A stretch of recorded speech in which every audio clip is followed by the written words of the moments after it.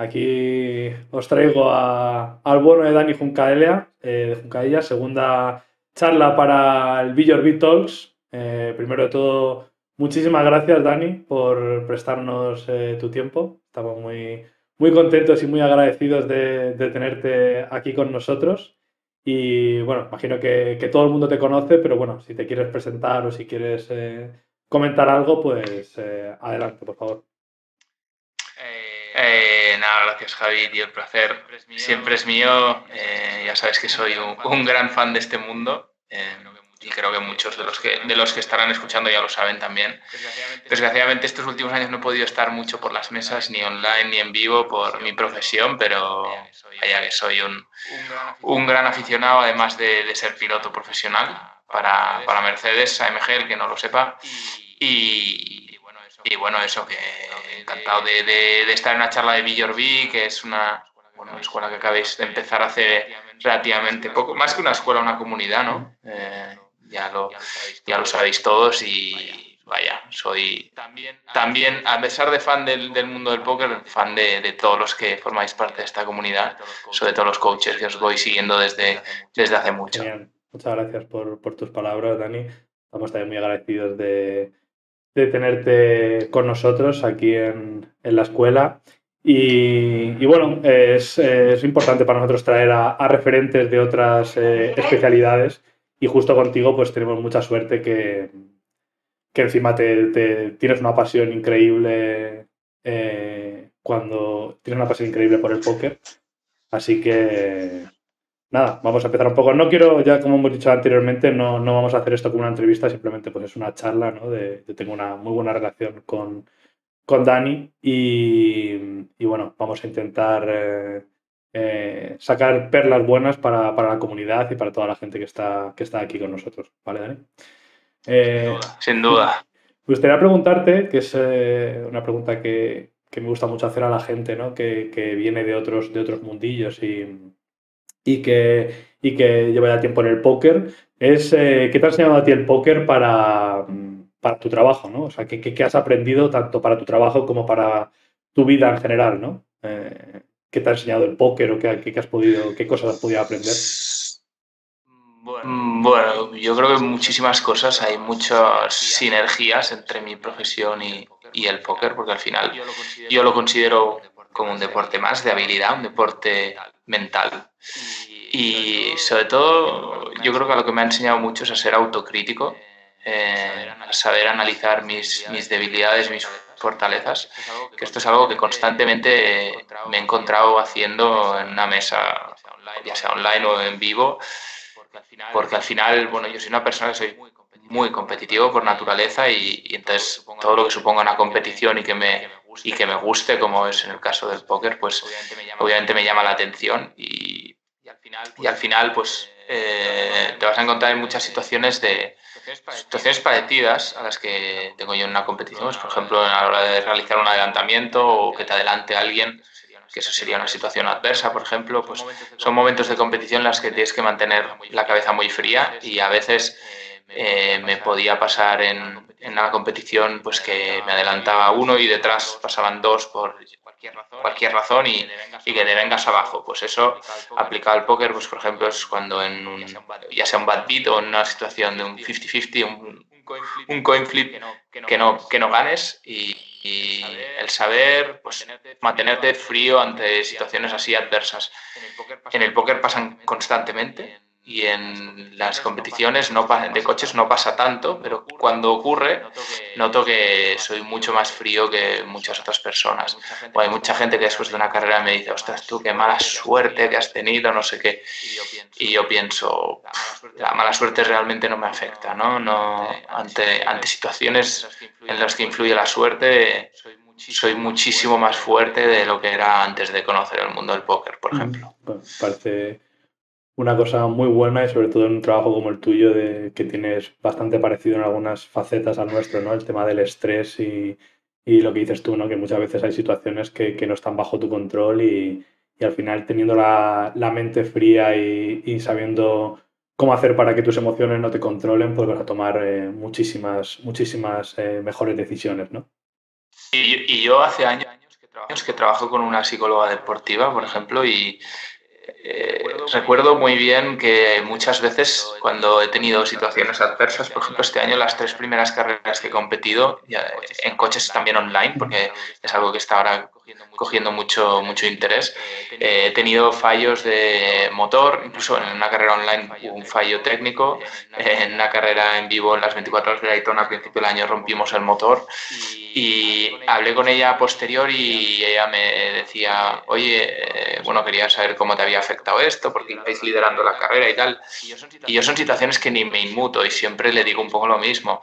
Pues sinceramente hasta el momento de la carrera creo que estaba haciendo mi trabajo al 100% y estaba encantado con cómo estaba rindiendo y no ha habido suerte. Y esto es lo mismo que si estás jugando un torneo un torneo de 5.000 personas y quedáis 100 y te juegas el flip que tienes que jugarte sí o sí y lo acabas perdiendo y bueno, obviamente duele, pero ¿qué le vas a hacer? O sea, al final es una situación, o pierdes un 80-20,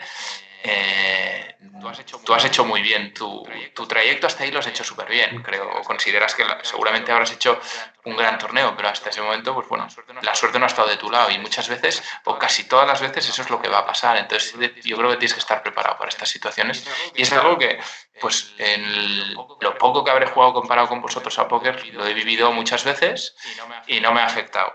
O la mayoría de las veces no me ha afectado o he logrado aprender a que no me afecte y eso lo he podido transmitir o traducir a mi profesión también. Sí, yo creo que, sobre todo en vivo, ¿no? Yo creo que al final es cuando más pica. Obviamente ya, yo llevo ya muchos años jugando y justo lo que comentas, ¿no? Que no, hombre, obviamente una cosa es que te estés jugando un torneo con 1 millón arriba y te truquen a ser reyes 10 left, ¿no? Pero muchas veces, justo lo que decías, ¿no? Al final la queja, ¿no? Anclarte en la queja y encima es que es una cosa como que se retroalimenta, ¿no? Cuando estás grindando y por lo menos eso es bajo mi experiencia durante todos estos años, ha sido como que te trucan una, empiezas a quejarte y la siguiente y es como que es más fácil seguir añadiendo quejas a tu lista, ¿no? Y eso va a hacer que obviamente pues vayas a tomar peores decisiones en el futuro, ¿no? O sea, yo creo que poco a poco esto lo vamos mejorando los jugadores profesionales. Es una de las cosas que yo creo que cuando vas a estar jugando en vivo te das cuenta de cuando un jugador es profesional o es recreacional, ¿no? Que muchas veces pues ves a un jugador recreacional que nos ha pasado a todos y ves que yo que sé, le tiran unas al River y él lleva a 2 reyes y le eliminan y el pobre hombre parece que le han matado al perro, ¿no? Y al final es entendible, obviamente, pero bueno, si nos pasa a veces a los profesionales, pues imagínate a una persona que simplemente pues va a pasar el rato y, joder, pues las ilusiones se vuelan en un momento, ¿no? No, y además en el póker, ya te digo que es hay muchas más situaciones así que vives, porque es por eso que en mi profesión, si lo comparo a nivel mental, cómo gestionar esas situaciones adversas, las que ocurren en la y en el póker, que no tiene nada que ver. O sea, me encuentro entre muchas situaciones adversas en juego un torneo o muchos torneos online a lo que me encuentro en mi día a día, en mi profesión, porque al final las carreras es algo mucho más llano, o sea, es algo que situaciones donde influya la suerte, donde haya varianza, hay muchísimas menos. Sí, bueno, un poco a colación de esto, ¿no, Dani? Otra de las preguntas que me gusta hacer a la gente que viene aquí con nosotros a BRB Talks, ¿no? Es un poco ¿qué consejo darías a la gente para pensar más en el camino y menos en el resultado, ¿no? Que muchas veces nos centramos en los resultados o en cómo nos van las cosas y abandonamos un poco pues el disfrutar del camino, ¿no? Creo que es algo que cuando te terminas de interiorizar dentro de ti, pues va a hacer que tu vida mejore sustancialmente seguro y bueno, que puedas disfrutar más del día a día, ¿no? Sí, yo creo que al final la forma en disfrutar de ese camino es si hay un camino. Muchas veces no hay un camino, muchas veces nosotros tenemos un objetivo y ese objetivo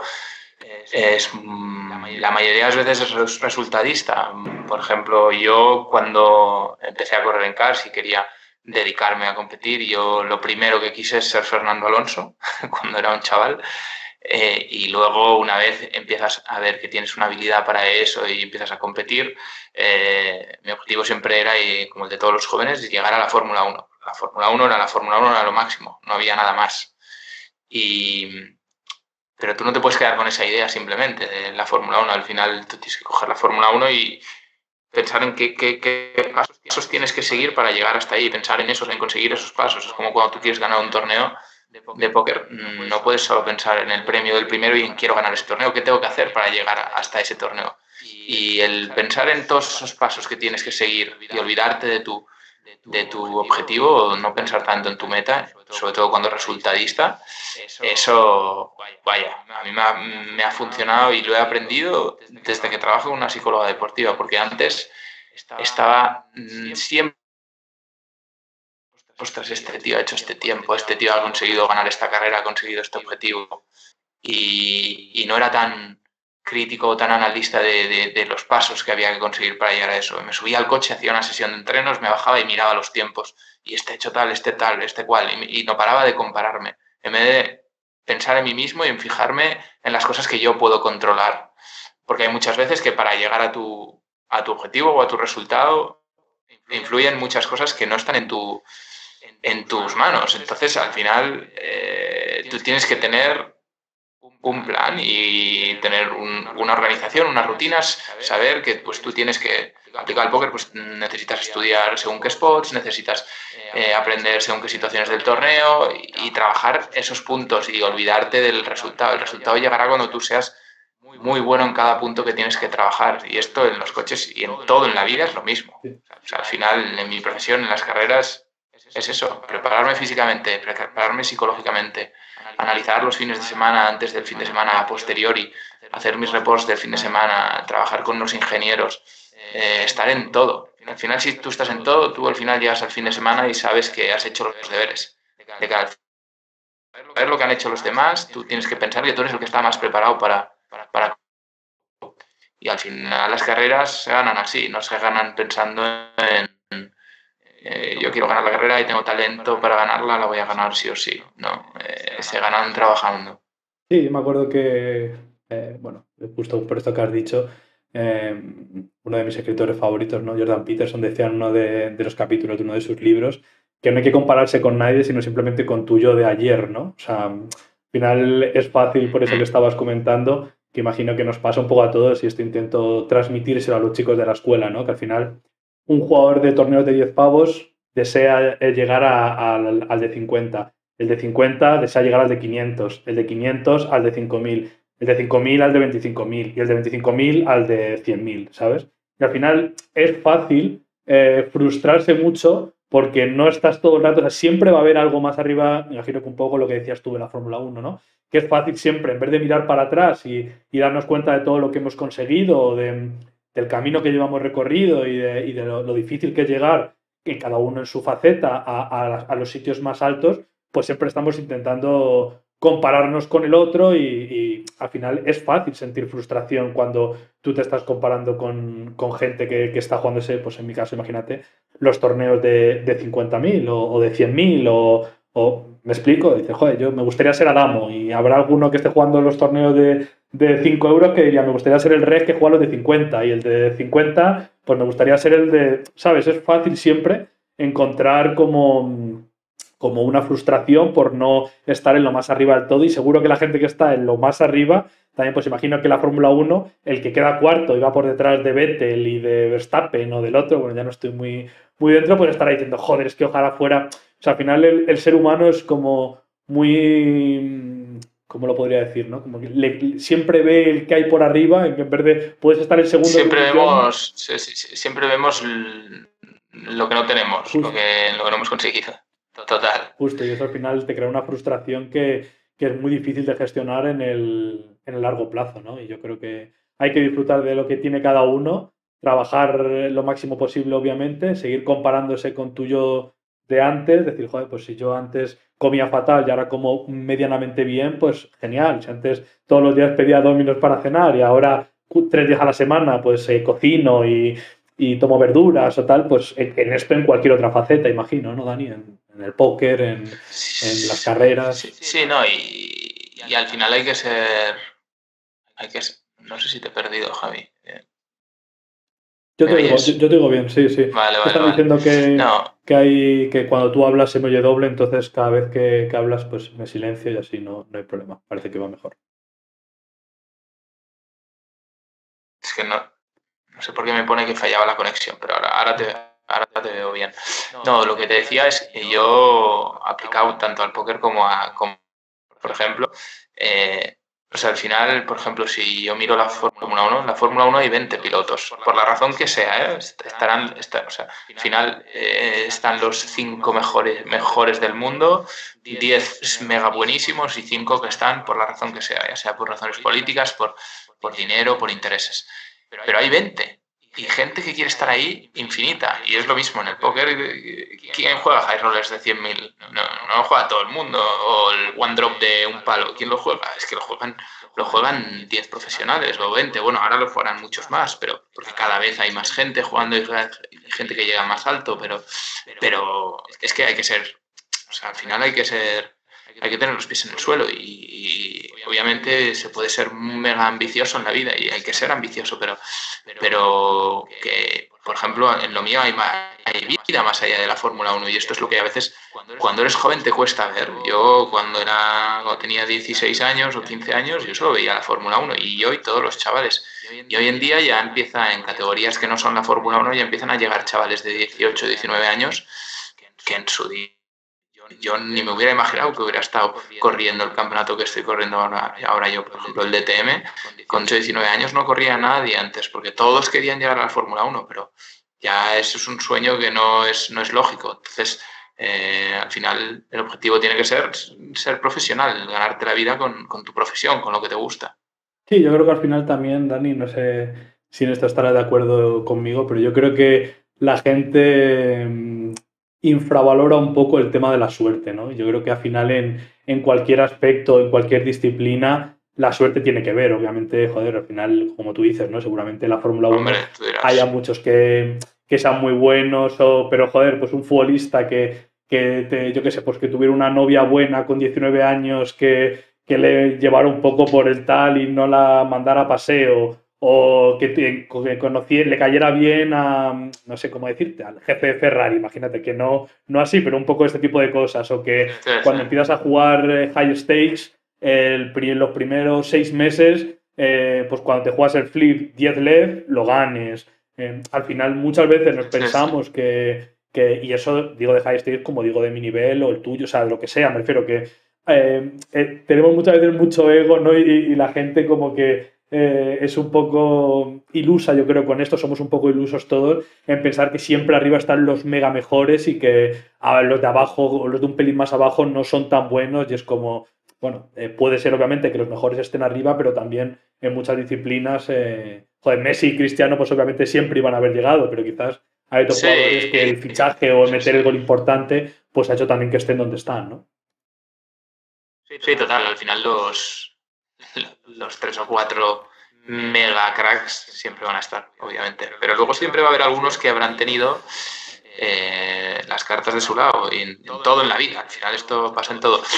Para mí solo hay varios deportes, pero siempre me gusta hacer el símil de cuando hablamos de deportes o de profesiones con el tenis y el golf, por ejemplo. Para mí son 2 deportes donde ahí sí que prácticamente no hay tutía. O sea, obviamente el tema de las lesiones influye, pero ahí ya no hay intereses. O sea, ahí ya porque yo soy de Azerbaiyán y tengo un sponsor que mete 10 millones, no voy a jugar Roland Garros. Tú vas a jugar Roland Garros si estás en el ranking para jugar Roland Garros. Y es sorprendente, ¿no? Porque es al final que los 2 o 3 que han sido los mega cracks los 15 años siguen ahí después de 15 años y cuesta que llegue gente nueva porque, bueno, al final, ostras, es que son tíos que son unos fueras de serie y van a pasar la historia como los fueras de serie de esta época. Y eso es lo bonito también de ver de un deporte, ¿no? A mí me hubiera encantado. O sea, o siempre que me lo preguntan me dicen, no, ¿tú quieres que tus hijos corran en coches? Y yo digo, no, yo quiero que jueguen a golf o a tenis. Aparte de porque económicamente es mucho más asequible, pero porque el deporte en sí me parece muy puro, ¿no? De competición y de todo, de que ahí realmente, pues, Macho, juegas los torneos importantes o juegas los torneos que valen si estás en el ranking, si no, no juegas. Sí, joder, esto seguro que a Vicen le gustaría hablarlo contigo, porque ya sabes que Vicen estuvo jugando bastante tiempo al golf y siempre me comenta que es que no hay deporte más duro, ¿sabes? Que es ultra duro el tema del golf, ¿sabes? Que es muy, muy, muy jodido, ¿sabes? Entonces, pues sí, estoy de acuerdo contigo.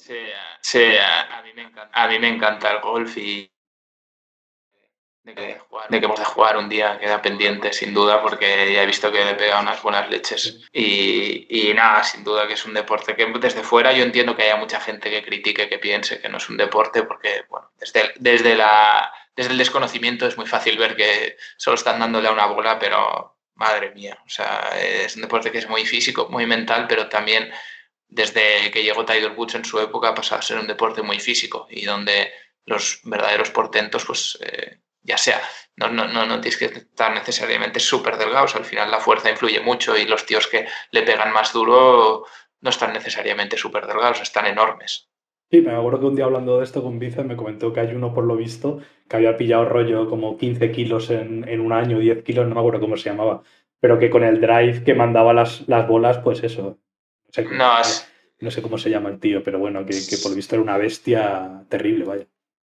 es Bryson DeChambeau seguramente, Sí. que es un tío que es el que pega más largo de todo el circuito americano, europeo, mundial.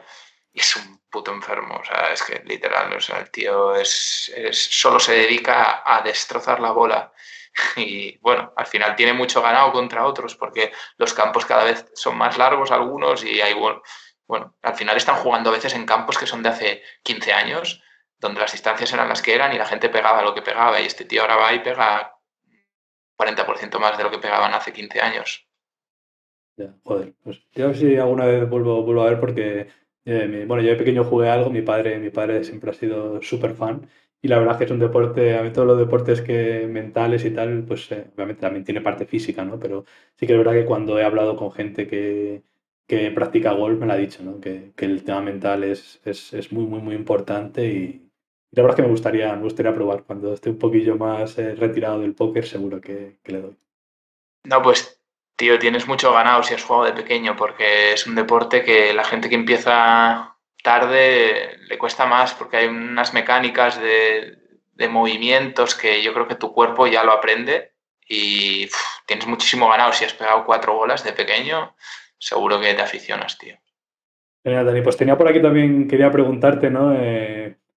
Otra de las preguntas que me gusta hacer a la gente es cómo has gestionado tú tus fracasos, ¿no? Al final muchas veces nos han enseñado a ganar, pero desafortunadamente tanto en la vida como en el póker, como imagino que también en las carreras, pues gana uno y el resto y puedes quedar segundo y bueno, el otro día lo hablaba también, ¿no? Con Joan, que yo muchas veces me acuerdo cuando empezaba a jugar que era ganar o ganar y a lo mejor ganaba bastante dinero quedando segundo y me iba hundido literal a la cama, ¿sabes?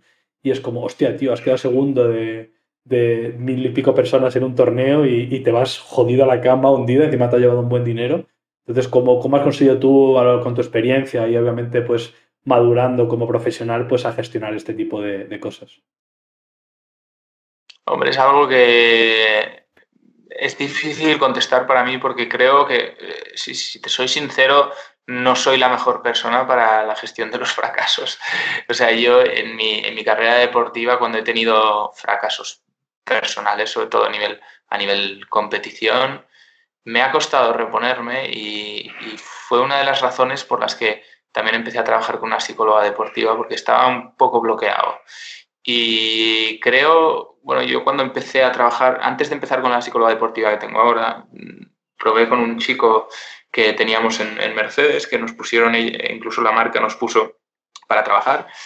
Y él me decía, es que eres una persona que piensas mucho las cosas y eso es muy bueno, pero en tu profesión no es tan bueno, que te haces la picha un lío tú mismo, ¿sabes? Estás pensando demasiado en todo y al final, o sea, eso es algo bueno, es una persona inteligente y eso te hace, para la vida es buenísimo, pero para tu profesión, el cazurro que no es capaz ni de llegar a pensar el por qué le preocupa algo, tiene mucho ganado frente a ti, porque para él no es, ¿sabes? Si algo, a él no le preocupan algunas cosas y en cambio tú estás demasiado en todos los detalles. Y entonces, bueno, a mí lo que me ha ayudado mucho siempre es desconectar, que para mí es muy fácil en mi profesión desconectar. Yo entiendo que aplicado al póker es mucho más difícil porque tú al final tú estás en tu habitación jugando unos torneos, te vas a dormir a las 4 caliente como una mona por el bad beat 12 left o lo que sea y al día siguiente te despiertas y estás otra vez en tu área de trabajo, te toca analizar los torneos que jugaste el día anterior y estás descontento. Entonces es muy difícil gestionar eso. Para mí una carrera acaba el domingo, cojo un avión, vuelvo a mi casa y desconecto totalmente. Entonces lo que me ayuda mucho es hacer otras cosas, hacer pues, otros deportes, pasar a mi rutina del día a día, ¿no? Cuando vuelvo a casa, yo vivo con mi pareja y es otra forma de desconectar, no compartir tiempo con ella, compartir cosas, compartir momentos y desconectar de mi profesión.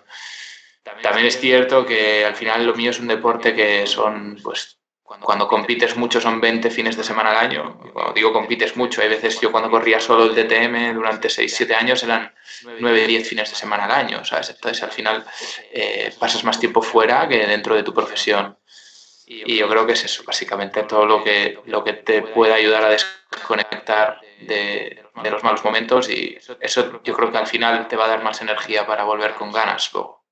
Sí, estoy de acuerdo. O sea, sí que es verdad que al final en el póker yo creo que seguramente es una de las cosas más duras de afrontar, donde quizás la gente pues lo pase peor y se frustre más, es que gran parte de la gente que, aunque sea profesional, pues por decirlo de una forma, el tema económico pues es muy importante para esa persona. Entonces, obviamente ya cuando te haces más profesional y tienes una banca por detrás que puede hacer que a lo mejor un bad beat pues no tiene un impacto muy grande en tu banca, por decirlo de una forma, pero hay mucha gente que se dedica a esto y que, pues eso, al final en la mayoría de trabajos, quitando 4 o 5, tú a final de mes, el día 1, tienes tu nómina en el banco y da un poco igual, entre comillas, pase lo que pase, que obviamente, joder, pues cuanto mejor lo hagas, más posibilidades vas a tener de crecer, más posibilidades vas a tener de avanzar en tu profesión, pero yo creo que el póker es uno de los temas que la gente que no está dentro del póker, pues no es consciente de lo fastidiado que es al principio saber gestionar ese tipo de cosas, ¿no? O sea, y bueno, súper de acuerdo contigo que también el tema de... Yo cuando llevo ya un tiempo, por eso creo que el vivo también mola mucho, ¿no, Dani? Porque para los que jugamos mucho online, pues al final el vivo es como una forma de salir de casa, conocer otras ciudades, estar con gente de tus amigos que también comparten tu pasión y bueno, yo por eso prácticamente, menos a gente que juega muy, muy high stakes, el vivo siempre pues me parece que hay que recomendarlo como, bueno, pues es un poco regada por todo el tema de los gastos, pero al final pues socializas, estás con la gente y te quitas un poco de la cabeza todos estos temas, ¿no? Sí, total. Lo único que yo entiendo que a veces también hay gente que le puede frustrar porque, a ver, yo en mi experiencia, que yo al final no he sido ni nunca seré un profesional del póker, pero las veces que juego en vivo me he dado cuenta que el nivel es tremendamente inferior al online. No sé, ahora es que no juego en vivo, pero bueno, es que era increíble. Claro, para mí era incluso frustrante a veces porque llegaba a jugar un torneo en vivo que no es que me divirtiera más o menos a mí, porque al final yo no dedicaba tantas horas online. Simplemente, obviamente, suele ser muy atractivo en vivo porque los torneos pues, son más caros, el nivel es muy bajo y los premios arriba son más altos, entonces siempre es un aliciente extra, pero claro, a mí muchas veces me frustraba porque jugaba con gente que decía, macho, pero este tío, ¿pero a qué juega este tío? O sea, me ha eliminado este pavo que no sabe ni por qué me ha pagado. Digo, a veces cuando juego con colegas, hace 2 findes, fue un finde con colegas que éramos 10 y jugamos, hacemos una timba tal, y yo ya estaba en plan, qué puto coñazo, tío. O sea, voy a tener que a uno tenía a uno al lado que estaba mirando lo que ganaba a qué. Y este tío acabó ganando el torneo. O sea, acabé teniendo que pactar yo con él porque se hacía tarde y era en plan, bueno, tío, o sea, no quiero jugar contigo. Que dices, es muy frustrante jugar con que no tenga un nivel y esto te puede pasar en casos a mí, pues, que tengo conceptos que he estudiado, estrategia que he estudiado muchas cosas en el pasado, me frustra a veces mucho jugar en Sí, pero vivo. bueno, al final, Dani, esa es el aliciente que tiene el póker, ¿no? O sea, la diferencia de que el póker se pueda dedicar un montón de gente profesionalmente y que al ajedrez haya cuatro gatos, por decirlo de una forma, es por eso, porque al final la gente pues se echa su torneito, Sí. puede ganar de dinero y puede hacer pues que quiera volver o que, pues eso, que la varianza, que cuando la empiezas a entender bien, pues hace que todo mejore, ¿no? Que entiendo que cuando no eres profesional o cuando tal, es muy frustrante, ¿sabes? Porque, oye, he visto en torneos caros hacer muchos movimientos que te quedarías alucinado, ¿no? Sobre todo en Vegas, que dirías, hostia, ¿y este tío, ¿sabes? Pero bueno, al final es la parte buena y mala, por decirlo de una forma, que tiene el póker y por la que, bueno, es tan bonito para todo el mundo, ¿no? Porque al final si ganaran la gente se aburre de perder y si tú pierdes y pierdes y pierdes, pues la gente dejaría de ir a los casinos, dejaría de jugar online, dejaría de tal y al final pues se quedarían los cinco buenos y esa gente diría, pues es que yo no, esto es SV0, o sea, ni te estoy rascando ni me estoy rascando y acabaría un poco siendo como el ajedrez y mucho menos divertido para el público, ¿no? O sea, genial. Pues también tenía por aquí, Dani, que me gustaría preguntarte porque creo que tu profesión quizás me equivoque, ¿no? Pero el tema de la intuición, ¿no? Yo creo que cada vez en el póker lo veo como algo más clave y al final cuando una situación se repite mucho, ¿no? Y tienes a tu cabeza diciéndote, esto ha pasado muchas veces siempre ha sido así o casi siempre ha sido así y muchas veces pues nuestras emociones no nos dejan, ¿no? guiarnos por la intuición, pero creo que, o quizás en las carreras, pues no sé si esto tiene también un impacto grande o si piensas que es importante, ¿no? Hacer caso a tu intuición muchas veces. Sí, sin duda, yo creo que en todo, pero depende mucho de cada uno el tema de la intuición, porque yo personalmente he sido una persona que muchas veces en mi carrera me ha faltado un pelo de confianza en mí mismo. De hecho, recuerdo cuando empecé a correr en karts, empecé muy tarde, bueno, o sea, sonará joven con 13 años, pero en esa época todos los chavales empezaban con 6 7 años. Yo llegué que todos tenían el culo pelado de darse golpes con el kart, ¿sabes? Y yo llegué ahí, bueno, no las veía venir, pero tenía mucha habilidad, mucho talento, iba muy rápido, pero en las carreras las recibía por todos. Me acuerdo que el equipo en el que corría yo, que fue un poco el descubridor de Fernando Alonso, a mi padre un día le dijo, el día que tu hijo se crea lo bueno que es, no le ganará a nadie. Y mi padre me lo dijo yo con 15 años y un poco al inicio de mi carrera deportiva siempre arrastré un poco eso, esa falta de confianza en mí mismo, cuando tenía resultados negativos o me venía más abajo. Y eso también tiene que ver un poco con la intuición, ¿sabes? Al final, si tú no tienes una inmensa confianza en ti mismo, tú al final tu intuición puede que dudes de tu intuición. Y yo las veces que he jugado a póker, por ejemplo, y he seguido mi intuición, la mayoría de las veces me he equivocado.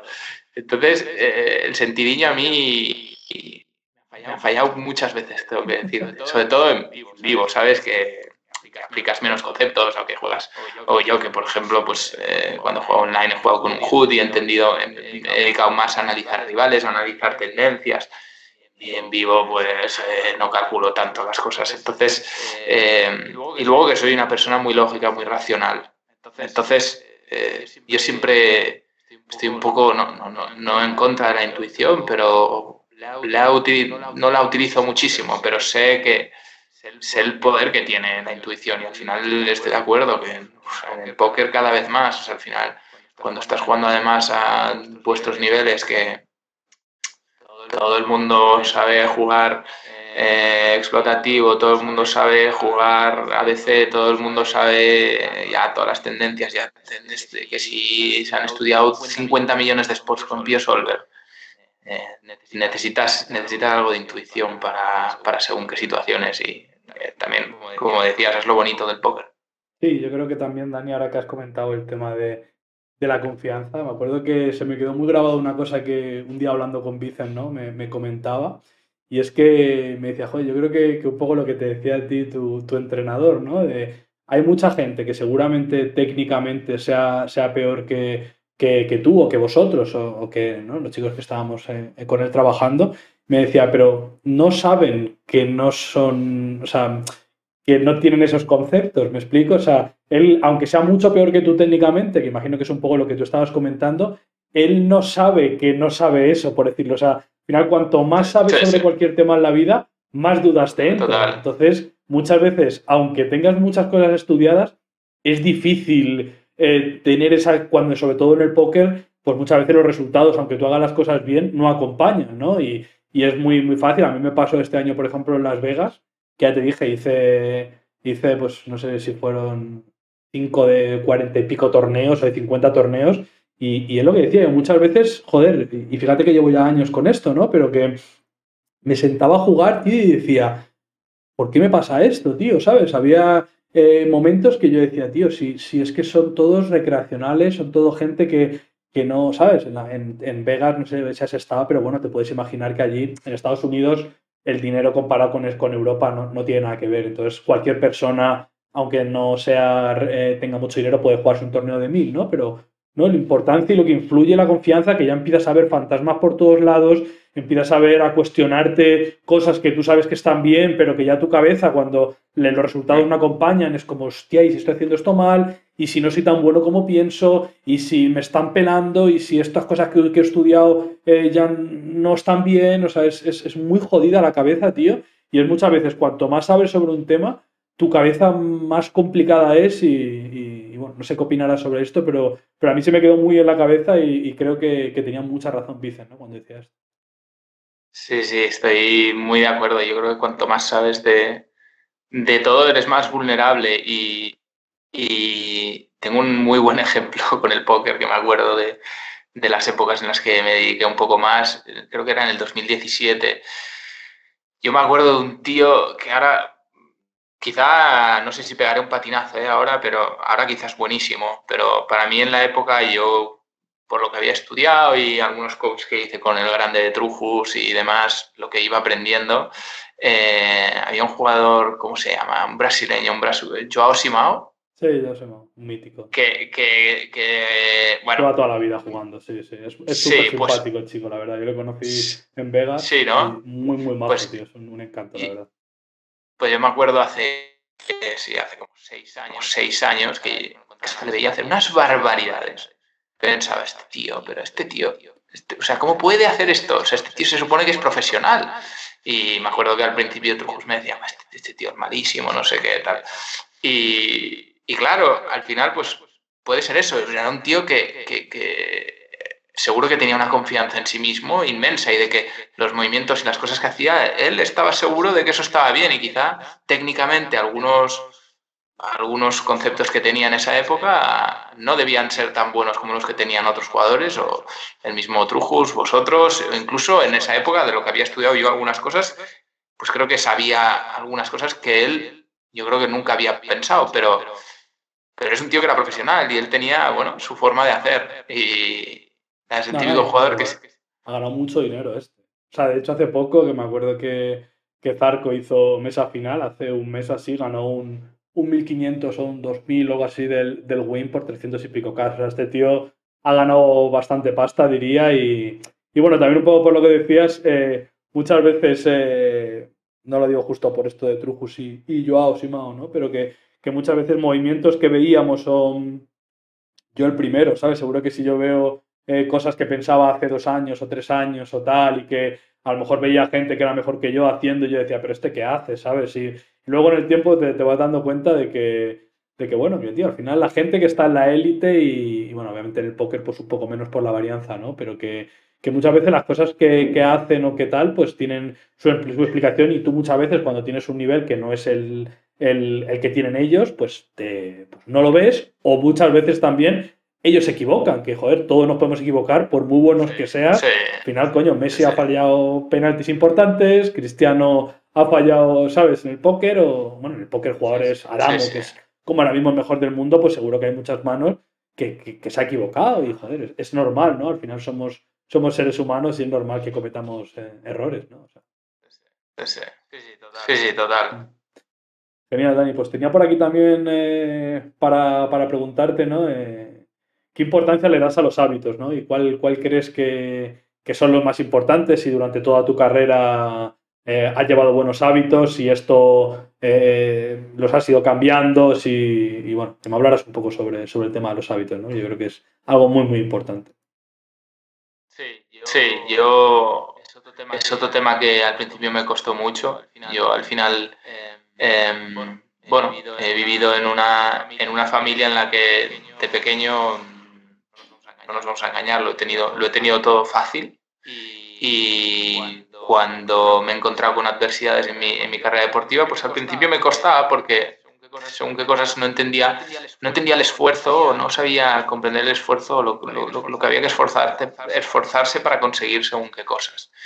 Y con el tiempo lo aprendí y vi que, bueno, al final los hábitos es súper importante en tu día a día, y más en mi profesión, porque al final yo tengo una profesión muy atípica en la que, como decía antes, no estoy constantemente en el coche, es un deporte muy caro, es un deporte que no puedes estar entrenando cada día. Entonces, mi día a día necesito unas rutinas, y el volver de un fin de semana y yo puedo pasarme 2 semanas en casa tirado si no tengo carreras. Por poder podría, pero eso no me ayudaría a conseguir mis objetivos o a ser competitivo. Entonces, el establecerme una rutina, tener un horario súper importante, una obviamente no, cada uno puede ser lo estricto que sea, pero los hábitos más sencillos, es el tener un horario, ahora que te despiertes, lavarte los dientes por la mañana y por la noche, son cosas estúpidas, pero tener un orden en tus cosas, en tu vida, en tu día a día, para mí eso es súper importante, porque al final el orden que tengas te va a ayudar en tu profesión también, porque yo muchas veces me ha pasado que había fines de semana de carreras que llegaba y decía, ostras, no he hecho esto, no he hecho esto otro, esta factura, no sé qué, esto, no he impreso esto, no, me falta esto, mal, ¿sabes? Tú al final necesitas tener tu vida ordenada. A veces veo, no sé cómo fue, en algunas películas, algunas típicas series, que al final hay muchas cosas que son bobadas, pero muchas veces, no sé, ahora recuerdo una historia, no sé si era de una película bueno, no, es un ejemplo de un piloto de Fórmula 1 que le pasó como una especie de depresión, por así decirlo. Bottas, el compañero de Hamilton, hubo un año que estuvo como muy deprimido, y me acuerdo que explicaba que él se subía a un avión viajando a una carrera y pensaba, David o lo que pasa, me da igual. En plan, él sentía que si pasara algo, le daba igual, como que él quizá le aliviaba incluso sus dolores, o sea, para que veas la situación. Entonces, yo creo que el tema de tener tu vida organizada, tener tu día a día hecho, saber que no tienes ningún tipo de regret a diario, ¿sabes? Cuando tú llegas a un fin de semana, a una competición, saber que has hecho los deberes, que tienes todo preparado y que no hay nada que te pueda suponer una adversidad. Y al final eso te lo dan los hábitos, y un hábito se consigue, siempre lo han dicho, en 2 semanas. Algo que no hagas de habitual, si te pones a hacerlo durante 2 semanas, por ejemplo, deporte, si quieres correr, si quieres ir en bici, 2 semanas, date 2 semanas de entrenamiento y verás que luego vas chutado, vas solo. Sí, yo con esto me gusta mucho el ejemplo de hacerse la cama, ¿no? Dani, mi padre desde pequeño siempre ha sido muy, muy, muy, no quiero decir pesado, ¿no? Pero muy insistente con esto, y para mí era como, tío, déjame ya en paz, ¿sabes? O sea, sí, me acuerdo que el otro día lo escuché, a mí me gusta mucho el programa este de First Dates, ¿no? Y salían 2 chavalas que les hacían una cita, ¿no? Y una de ellas, las dos coincidían, tú fíjate, ¿sabes? Que esto, joder, me impactó bastante, ¿no? Y hablo un poco de, joder, no quiero parecer aquí un boomer, ¿no? Pero quizás y me incluyo en esa generación, ¿no? Como decías antes, yo también desde pequeño siempre, aunque mi padre ha sido muy estricto, siempre a mí nunca me ha faltado nada, ¿sabes? Y siempre, pues, de pequeño tenía mis Air Max, o sea, me refiero que he vivido una vida fácil, entre comillas, pero veías a las chavalas que le decía una a la otra, nada, si es que yo, a mí, ¿para qué quiero hacer la cama? Si la voy a deshacer luego por la noche, ¿no? Y la otra decía, sí, yo esto ya lo he hablado con más gente y yo pienso lo mismo, tal, y como que casi se chocaban el puño y tal, ¿no? Y joder, me dio no voy a decir pena, ¿no? Pero me sentí un poco como de compasión, ¿no? De decir, hostia, tío, ¿sabes? Espero que la vida no te pegue fuerte porque con esa, es verdad, tío, ¿sabes? Muchas veces queremos jugar los high rollers o queremos tener 5 millones en el banco, queremos tener una casa y no somos capaces, lo que tú dices, de lavarte los dientes todos los días, no somos capaces de hacerte la cama, no somos capaces de tener organizado nuestras facturas en una carpeta, ¿no? Al final, creo que es importante empezar siempre por las cosas pequeñas cuando queremos conseguir las cosas grandes, ¿no? Ir poco a poco y que el camino, pues, vaya siendo progresivo, ¿no? Yo tengo una habitación que me acuerdo que me decía mi padre una cosa que se me quedó muy grabada, Dani, y siempre me decía que tienes que tener la habitación como si fuera a venir la chica que te gusta, ¿sabes? O sea, porque yo cuando era chaval, ¿no? Pues alguna vez cuando venía alguna chavala a casa, él me veía que yo dejaba la habitación impecable, ¿sabes? Y me cogía y me decía, oye, cabrón, coño, ¿por qué no tienes siempre la habitación así, coño? Si es como tienes que tenerla, no cuando venga una chavala a verte, ¿no? Y creo que es algo muy, muy importante y que no solamente los hábitos, obviamente, pues comer, entrenar, pues para a mí, por ejemplo, leer me ha ayudado muchísimo, pero ir poquito a poco, ir introduciendo en tu día a día hábitos que creas que te ayudan, cuando te quieres dar cuenta, somos nuestros hábitos al final, ¿no? Somos una mezcla de todas las cosas que vamos haciendo en el día a día, ¿no? Sí, estoy muy de acuerdo y además, mira, yo tengo también una anécdota buena de esto y es que una frase que siempre me dice mi novia, que es una frase que le ha dicho toda la vida su padre a ella, que es que entre hacer las cosas bien y mal cuesta muy poco. O sea, la diferencia es, hay muy poca diferencia. Y esto me lo decía ella porque yo, por ejemplo, pues el ejemplo de la cama, ¿no? Yo cuando empecé a vivir con ella en Dublín, en Irlanda, ostras, tú, yo la cama no me la había hecho nunca. O sea, no me la había hecho nunca porque en mi casa, en casa de mis padres, había una chica de servicio que me hacía la cama cada día. Entonces yo cuando viajo a hoteles, en el hotel no me hago la cama y en casa, bueno, pues claro, cada día hacíamos la cama y yo al principio lo hacía en plan, había veces que lo hacía en plan, bueno, tú llega por encima, ¿sabes? O típico día que ella se iba a la oficina y yo me iba a hacer deporte y yo llegaba de repente a la 1 y la cama no estaba hecha y decía, bueno, tú la pongo por encima, ya está, más o menos. Y me decía, no, oye, no, la cama no se hace así. O sea, y además es que, ¿qué has perdido? Dime, ¿qué has perdido? 30 segundos en hacer esta chapuza. ¿Cuánto hubieras perdido en hacerla bien? Un minuto, ¿no? O sea, un minuto más hubieras perdido. No cuesta nada. Y es totalmente cierto. Sí, estoy muy de acuerdo, Dani. Hay un discurso en YouTube que me gusta mucho, lo recomiendo por aquí, es de un Navy de los Estados Unidos que también comenta el tema de la cama, ¿no? Y básicamente el tío dice que, joder, aunque tú hayas tenido un día jodidísimo en el que todo haya salido mal y eso, que no haya sido tu día, llegar a casa y tener tu camita hecha y meterte a dormir en una cama todo bien hecha, calentita y tal, eso es un placer que nadie te va a poder quitar. O sea, creo que al final parece una tontería, pero bueno, en mi caso, pues a mí me ha ayudado mucho y bueno, ahora me doy cuenta, ¿no? Cuando te vas haciendo mayor de la razón que tenía tu padre en muchas cosas que te decía, ¿no? De este tipo, ¿no? Que al final la organización, el ser limpio, el tener las cosas ordenadas, el llevar una vida recta, ¿sabes? Pues hace que todas las cosas en tu día a día sean más fáciles y que tus objetivos pues los puedas llegar a conseguir mucho antes, ¿no? Yo creo que es un poco así, ¿no? Sí, eso al final define tu carácter. Sí, totalmente de acuerdo. Y fíjate que, pues lo pensaba, ¿no? Que en nuestro mundo, imagino que en el tuyo también, hay un montón de gente joven, ¿no, Dani? Que ha conseguido ganar muchísimo dinero con una edad muy temprana. Y claro, yo ahora lo pienso y, joder, si yo hubiera ganado, por eso, joder, a mí, Adri, bueno, a Madi, me parece que tiene un mérito increíble, ¿sabes? Porque es un chaval que con 18 años coño, ganó un puto millón en Monte Carlo, casi, ¿no? Monte Carlo fue. O sea, ganó un EPT. ¿En Francia? Sí, Sí. Bueno, no me acuerdo, da igual. O sea, ganó un EPT Sí. o 600K. O sea, tío, si a mi yo de 18 años gano un millón, pues a lo mejor estaba en una cuneta. O sea, me refiero, es muy difícil, sí, gestionar con esas edades un montón de dinero, que no te lleve por la mala vida, que no te pienses que eres el Sí. rey del mambo joder, pues fíjate, Adri, después de no sé cuántos tendrá ahora, 27, 28 años, ahí sigue el tío, ¿sabes? Y le ves un tío joder, que grinda todos los días, que estudia, que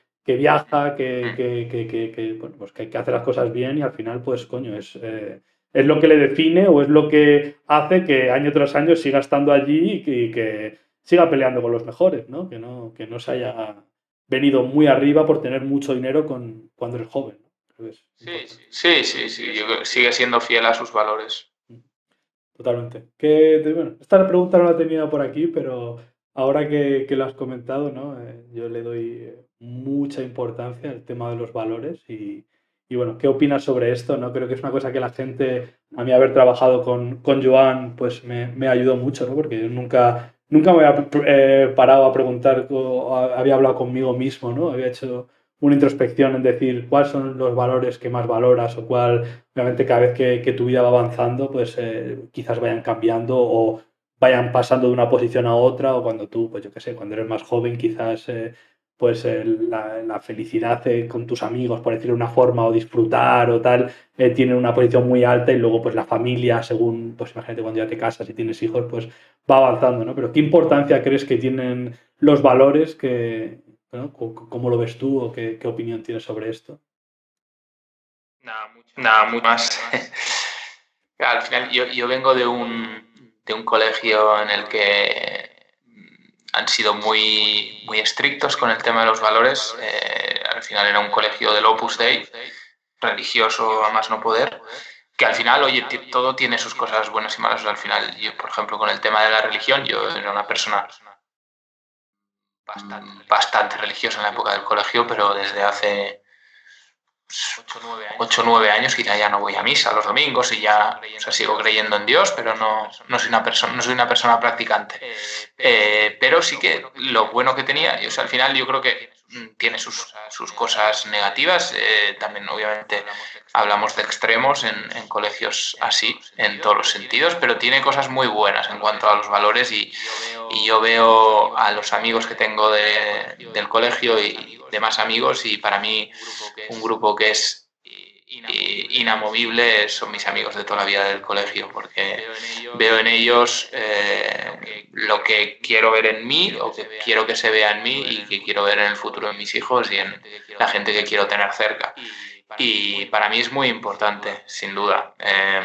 Y en contraste con, por ejemplo, mi profesión, ahí hay un punto muy bestia que para mí fue un choque muy bestia contra la realidad.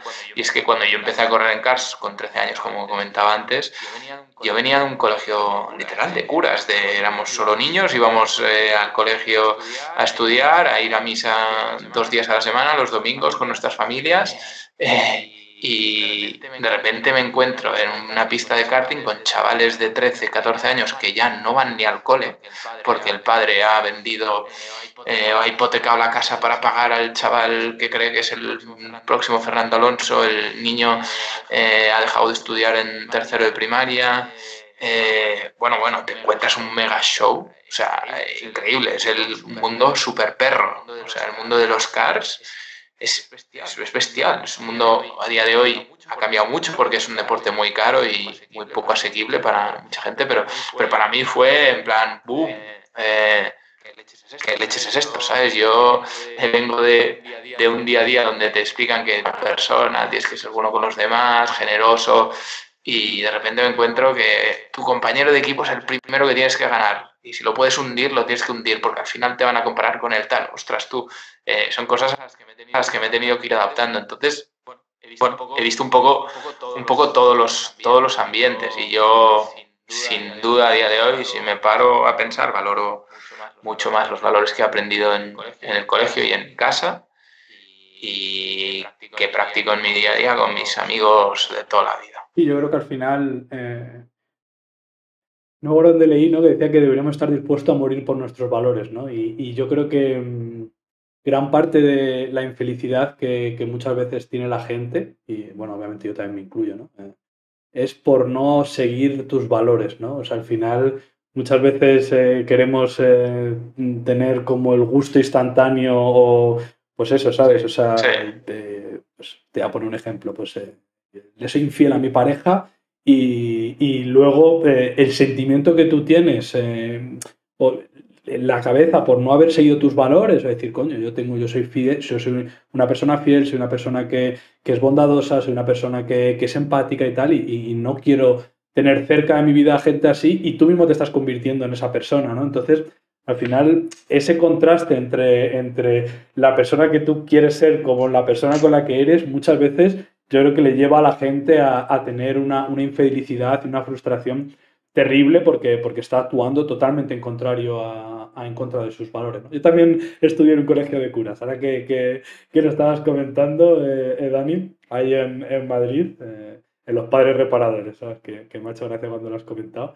Y, joder, yo siempre lo digo, ¿no? Que yo estoy muy contento de haber ido a un colegio de curas, ¿sabes? A mí lo que me enseñaron allí, y fíjate que yo no soy religioso, sí que es cierto que cada vez, esto alguno que me vea le va a hacer gracia, pero me da por pensar más en estas cosas y creo que no debía ser tan radical como era antes, ¿no? Y obviamente pues ni soy practicante ni nada. De hecho era un poco canallita en el colegio y no me dejaron ni hacer la confirmación.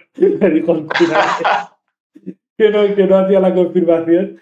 Pero yo tengo muy buen ¿Cómo? recuerdo, ¿sabes? El 95% de los curas con los que me dieron clase allí eran gente como lo que te decías tú, que obviamente luego no se puede generalizar. Habrá curas que serán malísimas personas, como en todos los casos, ¿no? Pero a mí lo que me quisieron inculcar o lo que yo sentí o como la gente que yo conocí allí, como, ¿sabes? No sé, estoy de acuerdo contigo que creo que era mejor eso que quizás el otro, ¿no?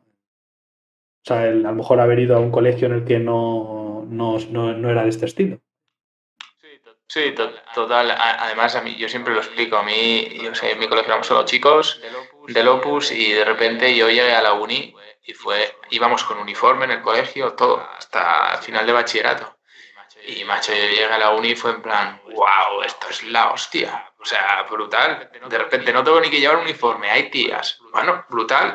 Para el que había venido de un colegio normal y corriente, oye, ir a otro sitio. Para mí era la leche. Y el cambio, bueno, o sea yo lo pienso y yo digo, yo mis hijos, no sé si quiero que vayan al colegio que fui yo, pero yo me encantaría que pasaran por ese proceso también, porque, ostras, fue un aliciente extra, ¿no? El ir a la uni y decir, ostras, tú, la novedad, todo es nuevo, todo es nuevo. Sí, sí, sí. Yo no llevaba uniforme, pero sí que es verdad que nosotros teníamos un colegio al lado que era solo de chicas, un colegio de monjas. Imagínate los recreos. Yo en nuestro colegio era mixto, o sea, no era de tío, pero entiendo lo que. Porque alguna vez con mi padre también fue a un colegio de curas y alguna vez me lo decía, ¿sabes? Que él cuando ya salió del colegio y tal, que estaba acostumbrado a que todos fueran chicos, pues claro, el tío estaba flipando, ¿no? Y decías, madre mía, el mundo nuevo que se me descubre aquí, ¿no? No, es brutal. Yo, es que claro, cada vez que quedamos los del cole tenemos una de anécdotas de las épocas, porque claro, era brutal. Nosotros al lado del cole no teníamos uno de chicas, pero teníamos el centro de alto rendimiento en San Cugat, que es el CAR, que ahí iban todos los deportistas y tal, y había una piscina, estaban las chicas que hacían natación sincronizada, y había a los putos niñatos ahí con uniforme en la verja.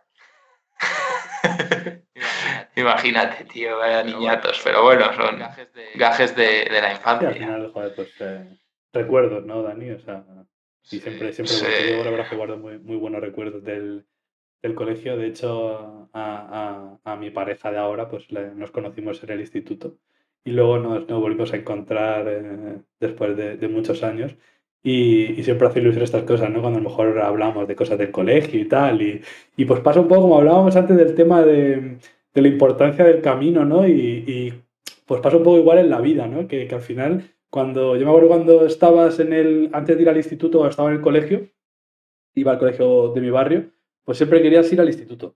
Cuando estabas en el instituto, querías ir a la universidad. Cuando estabas en la universidad, o sea, era como que siempre, tío, igual que hablábamos antes de lo de disfrutar del camino, ¿no? Siempre queríamos ir como a lo siguiente, y ahora lo Sí. pienso y digo, joder, es que seguramente los años del instituto fueron los mejores años de mi vida, entre comillas, ¿sabes? Y joder, ahora lo Sí. piensas y dices, joder, lo que daría por volver a estar un año allí, ¿no? Y poder disfrutar de todas esas anécdotas o de todas esas cosas que nos pasaban cuando éramos chavales, ¿no? Sí, sí. Yo me acuerdo de mi transición de cuarto de eso a primero de bachillerato, que cuando estábamos en cuarto de eso pensaba, tío, quiero ir a bachillerato, qué guay soy en bachillerato. Y me acuerdo de pasar a bachillerato y decir, aquí hay que estudiar un poco ahora, ¿eh? Cuarto de eso no hacíamos una mierda. Y querer volver atrás, decir, ostras tú, yo esto ya no lo quiero. Sí, sí, estoy de acuerdo, estoy de acuerdo. Bueno, pues ahora que estamos aquí un poquillo más profundos, ¿no, Dani? Me gustaría también hacerte otra pregunta que me gusta hacer a la gente que viene aquí, ¿no? Y es, ¿cómo afrontar tus miedos, ¿no? O sea, seguro que a lo largo de tu vida y sobre todo, pues, me imagino que cuando empezaste a correr, ¿no? Imagino que las primeras veces que diste ya el salto de pasar de los cars joder, pues a coches así un poco más grandes y tal, pues me decía, ¿no? ¿Dónde estoy yo aquí? ¿No? Igual que del colegio a los cars, imagino que luego de los cars ya a dar el salto profesional y las dudas que se te plantean, ¿no? Los miedos de, joder, y están apostando por mí mis padres y si no soy tan bueno como yo pienso, ¿no? O sea, ¿qué cosas te han ayudado a ti o qué, no sé, cómo podemos afrontar estas cosas para que la gente que lo esté viendo pues les pueda ayudar? Sí, yo creo que sobre todo en lo mío más siempre ha sido eso, los miedos más personales sobre, bueno, miedo a fracasar, ¿no? Muchas veces es imposible que no... Bueno, hay gente que es muy buena en el tema de la autoconfianza, pero a mí me pasó cuando era joven. En el momento que decides, los estudios pasan a ser un segundo plano y decides que, bueno, este es el camino que quieres seguir y siempre hay un miedo de que, ¿y si no soy lo suficientemente bueno? ¿Y si no soy tan bueno como creo que soy? O siempre ha pasado, pero luego hay otra cosa en el mundo de la competición, de los coches, el miedo a la velocidad o al tener un accidente, esto nunca lo he tenido y creo, juraría que nadie o prácticamente nadie de los profesionales o pilotos mega top del mundo lo tienen o lo han tenido porque entonces sí que es imposible competir, o sea, al final no puedes tener miedo a tener un accidente o que pueda ser peligroso. Obviamente es peligroso el deporte, pero no puedes tener ese miedo, si tienes ese miedo no puedes rendir. Eh, pero sí que un buen ejemplo que tengo es el año pasado tuve un accidente en Nürburgring, en el circuito largo de Nürburgring que se llama Nordschleife, circuito de 25 kilómetros antiguo donde corremos las 24 horas cada año y tuve un golpe gordísimo. Y recuerdo que, bueno, no por miedo, ahora ya explicaré el porqué, pero recuerdo decir, ostras, tener el accidente y al día siguiente el coche estaba destrozado y no podíamos correr. Y hablar con mi psicóloga deportiva y decirle, bueno, pero bien porque mañana no corremos y bueno, perfecto porque de aquí 2 semanas cuando vuelva a subirme al coche aquí a Nürburgring me habré olvidado por completo. Y ella me dijo, pues no, justo al revés, qué lástima que no corras mañana. Y pensé, ostras, tú como que, pero sí, no sé, acabo de tener un golpe tal. O precisamente por eso, si has tenido una mala sensación, lo importante es poder volverte a subir al coche lo antes posible y volver a recuperar las sensaciones buenas, ¿sabes? Y realmente luego al cabo de 2 semanas cuando me volví a subir, me acuerdo perfectamente de las primeras vueltas estar tenso. Y no por tema accidente, sino por tema... estaba nervioso, estaba errático, estaba dubitativo, porque el último recuerdo en mi cabeza era el accidente. Y habían pasado 2 semanas y no había tenido la oportunidad de subirme al coche y cambiar esas sensaciones. Y eso es súper importante a nivel bueno, de recuperar esas sensaciones y luchar tus miedos. Por eso cada vez que tú sientas que tengas algunos miedos en cualquier sentido, tienes que afrontarlos lo antes posible, para mí. Hazlo, pero con miedo, ¿no? Aunque sea con miedo, pero hazlo, ¿no? Yo creo que al final fortalecemos un montón nuestra autoestima y nuestro carácter cuando afrontamos miedos y los superamos, ¿no? Creo que es una de las partes que más nos hace crecer como persona, ¿no? Al final, cuando tú muchas veces te estás enfrentando a las cosas que te dan miedo y las consigues superar, yo creo que es una sensación que habrá tenido casi cualquier persona, ¿no? Y es superar las cosas que te daban miedo y darte cuenta, sobre todo. Yo lo que me digo mucho cuando he tenido situaciones de estas es, Javi, luego nunca nada es para tanto, ¿sabes? Como te pensabas. O sea, al final, mira, me ha pasado hace poco, te lo cuento, Dani, me he mudado aquí a Andorra y vino mi hermano con su novia antes de irnos a Praga, un fin de semana, a esquiar aquí. Y me acuerdo que yo soy semi-barqueta esquiando, ¿sabes? Esquí alguna vez, pero soy semi-barqueta, ¿vale? Y ellos ya le daban caña y tal, y me acuerdo que bajamos, yo le dije, uff, yo las rojas, ahí, ¿sabes? O sea, puedo bajar alguna, pero con cuidado. Y me acuerdo que hubo una que bajamos y me dijo, nada, hay que bajar por aquí, bro, porque no podemos, o sea, para seguir bajando hay que bajar por aquí. Y yo la vi y dije, madre mía, tío. O sea, vi la típica era bastante empinada, ¿no? Y yo mismo me dije, joder, tío, él no me dijo que era una roja, ¿sabes? O sea, que eso también, fíjate cómo es la cabeza, cómo funciona, que él no me dijo que era una roja. Y yo mismo me dije, bueno, venga, pum, para adelante, tío, si tampoco. Y luego, una vez que ya la bajé, me dijo, joder, bro, no te quiero decir nada, pero era una roja, ¿sabes? Y como que muchas veces, tío, no es tanto el miedo que tenemos, sino como el autosabotaje que nos hacemos de esto va a ser muy mal, esto va a ser peor, esto va a ser muy difícil, ¿no? Y lo importante que es el tener un buen diálogo interno y decirte, tío, casi nada de lo que has hecho en la vida que te haya dado miedo, luego cuando has pasado has dicho, joder, era mucho peor, ¿no? Es al revés, ¿no, Dani? No sé qué opinión tienes de esto, pero yo esto lo veo bastante así, ¿no? Sí, En base a mi sí, experiencia.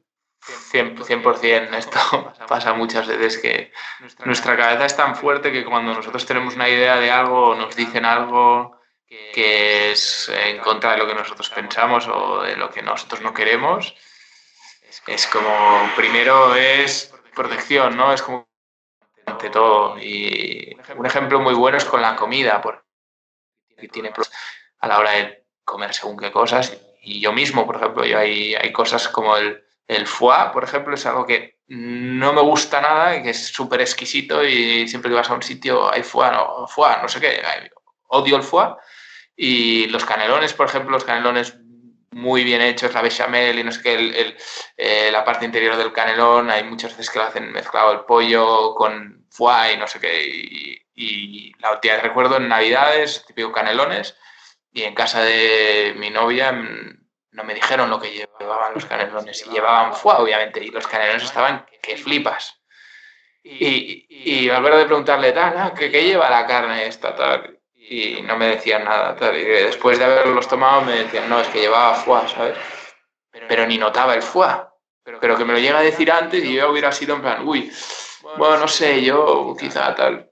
Sí, que tú hubieras perdido muchas cosas, ¿no? O sea, muchas veces seguramente nos perdamos cosas súper interesantes por ese miedo, ¿no? No voy a ir a este sitio porque imagínate que pasa esto, no voy a quedar, pues, en tu momento, ¿no? No voy a quedar con esta chica o no sé qué, o con tal, porque a ver si me va a pasar algo, a ver si no me va a decir que me vaya por otro lado, ¿no? O sea, esos miedos al final a afrontar situaciones que de verdad deseamos, ¿no? Porque muchas veces, joder, si es lo que tú decías, tú te flipan los canelones y simplemente porque tienes que ni los pruebas, ¿sabes? ¿No? Y yo creo Sí, que... sí. No, y esto también en lo positivo, me acabas de recordar una anécdota buenísima. Estaba en Budapest una vez en la carrera de Fórmula 1, un año en el 2000, hace un huevo de años, no me acuerdo cuándo, pero 2014 creo que era. Era el Gran Premio de Fórmula 1 y yo iba de tercer piloto de Force India. Y bueno, cuando vas de tercer piloto el fin de semana es un poco hacer lo que quieres. Y obviamente había una cena con los sponsors, no sé qué, y acabamos saliendo porque me llevé a dos colegas ese fin de semana y acabamos saliendo ahí a un barucho de Budapest, que es la leche, bueno, el ambiente ahí es brutal. Y me acuerdo de estar ahí a las 5 de la mañana ya en plan, bueno, ya nos vamos al hotel, no sé qué tal, no hemos rascado nada. Y de repente mi colega me dice, te doy 20 pavos si te pillas a esta tía. Entonces miro, esta tía está como un avión, le voy y le digo no sé qué burrada y me mira así y se gira. Y vuelvo y le digo, tío, me ha girado la cara. Y tal cual, cuando vuelvo, me dice, oye, pues ahora cuando venías hacia aquí se ha girado y te ha mirado. Y yo, no jodas. Y volví. Y paliqueo no sé qué tal, y me acabó haciendo caso. La tía, lo típico, eran las 5 de la mañana, no sé qué, ella se iba, le invité a un zumo de frutas porque no bebía alcohol, no sé qué, y al final hice contacto con ella, se fue, no pasó nada, y mantuve el contacto, pero acabé haciendo contacto. Y luego mi colega me dijo que era mentira, que se había girado. pero yo me había creído que se había girado, entonces yo fui y dije, esto es que le intereso. Y mi cabeza ya sabía que yo le interesaba, pero no era así. Esto me parece súper importante, esto que estás comentando, Dani, porque seguramente esa situación, si el próximo fin de semana salís a otro garito en Budapest, te va a ayudar o va a hacer que tengas mucha más confianza en ti mismo a la hora de poder acercarte a una chica. Podemos decir acercarte a una chica como un montón no sé, de situaciones que te pueden dar en tu vida, ¿no? Pues hablar con una persona de tu círculo de profesional que te pueda ayudar, o ir a un trabajo a pedir un ascenso a tu jefe, ¿no? Muchas veces a lo mejor hay gente que no consigue un ascenso o una subida de sueldo porque no le pide a su jefe que le suba el sueldo.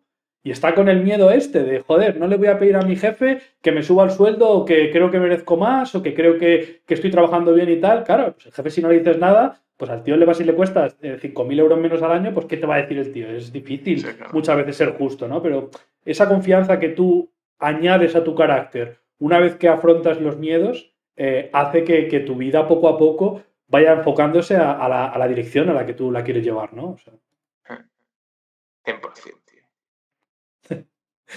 Estamos muy de acuerdo en esto, Dani. Me gusta como la anécdota que has contado, porque me parece que es muy significativa y que, bueno, que como en todo en la vida, pues le va a poder ayudar un montón a la gente que en estas cosas, no solamente para ligar con chicas o chicos, pero sino para poder afrontar otro tipo de situaciones, pues bueno, como hemos dicho, ¿no? El tema del puesto de trabajo o de afrontar situaciones con tu jefe, ¿no? Y también, Dani, ahora que has comentado antes lo de la psicóloga deportiva, ¿no? Me gustaría también preguntarte la importancia que le das al tema de la salud mental, ¿no? O sea, yo creo que durante mucho tiempo, te lo digo porque mi novia es psicóloga y obviamente pues he hablado bastante de esto con ella, ¿no?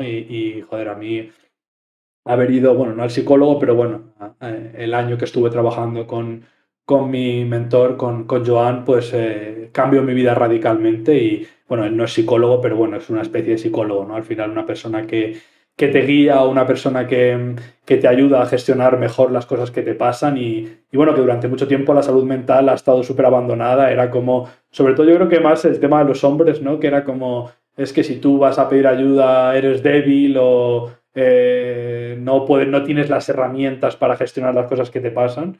Y bueno, ¿cómo te ha ayudado a ti esto? ¿Qué importancia le das? Y bueno, pues para la gente que quizás tenga dudas o que crea que necesita, pues seguramente se le puedan abrir un poco los ojos, ¿no? Escuchándote. Sí, yo le he dado, los últimos años le he dado más importancia a la salud mental que a la salud física. Así de heavy es. Sí, es que una cosa al final, ¿no?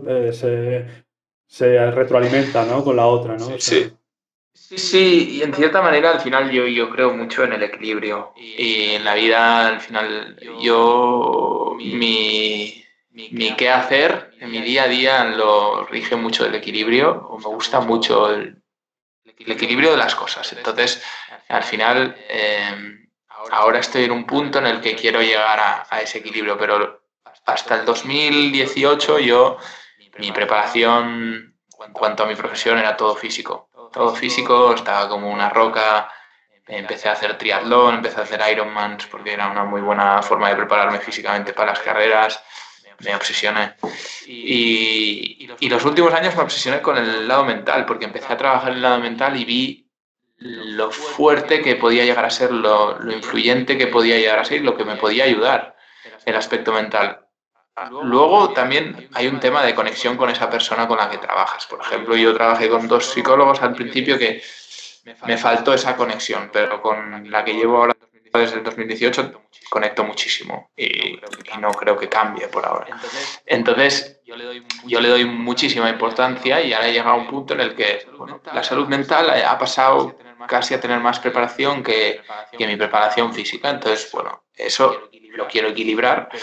Pero bueno, que es algo que yo siempre lo considero que al final el cerebro es un músculo más. Y de la misma manera que yo llevaba muchos años preparando mis músculos físicamente, desgastándome físicamente, preparándome físicamente, el músculo no lo estaba habilitando. Además, cuando te dedicas a competir en coches, dejas de si dejas los estudios, como en mi caso que dejé la universidad, pues dejas de ejercitar el cerebro en cierta manera. Obviamente durante los fines de semana hay muchas cosas en las que trabajas con un ingeniero, trabajas en tus cosas, en tu análisis del fin de semana, preparación y demás, donde ejercitas el cerebro, pero no tanto. Entonces, para mí fue muy importante dar ese paso y aplicaba en el día a día, por ejemplo, mi pareja, ella hace un mes y medio empezó a trabajar con una psicóloga porque una amiga suya le dijo tal, no sé qué, yo es que tengo una psicóloga y me encanta, no sé qué, y empezó y creo que hace un día a la semana y me dice, es que quiero hacer dos.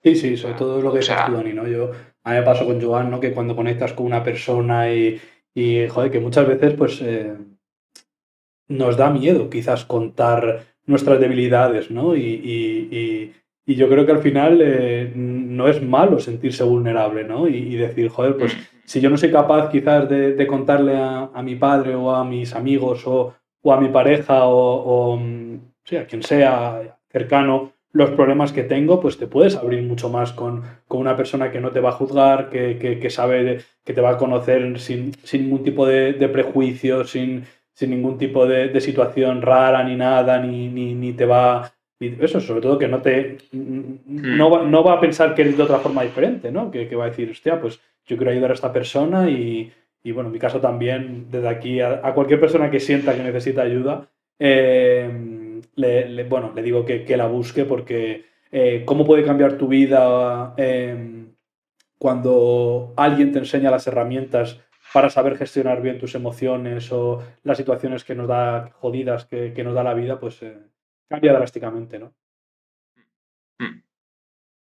Genial, Dani. Pues nada, me alegro mucho que hayas conseguido encontrar a alguien con el que estés a gusto, que te ayude y que imagino que aparte de también el tema de deporte, también es un poco, te ayuda, ¿no? En tu faceta personal, ¿no? No es solamente, o es más centrado en el deporte, un poco las dos cosas, la ¿no? verdad es que, la verdad es que es